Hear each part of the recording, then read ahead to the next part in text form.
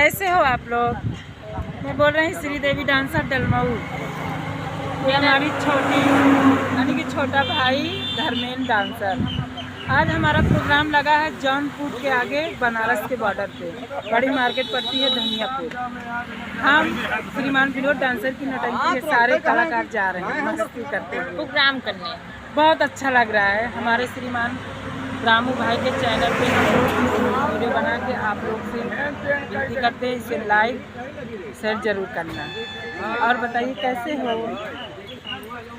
ये देखो प्यारी, हम दोनों लोग बहुत हिल मिल के रहते हैं, साथ में आते हैं साथ में जाते हैं और साथ में खाना भी खाती हूँ।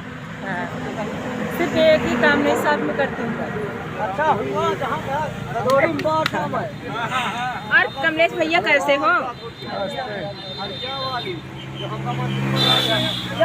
आज मैं गरम गरम पकौड़ी खाऊंगी बहना। मैं पकौड़ी नहीं खाऊंगी, केला खाऊंगी।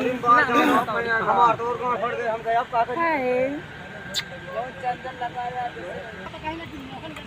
हमारे श्रीमान रामू राय काशीपुर शेयर करें, लाइक करें। आप लोग नए हैं तो बहुत जल्द से और जल्द कमेंट करें। लाल बटन दबाना मत भूलिए। Thank you.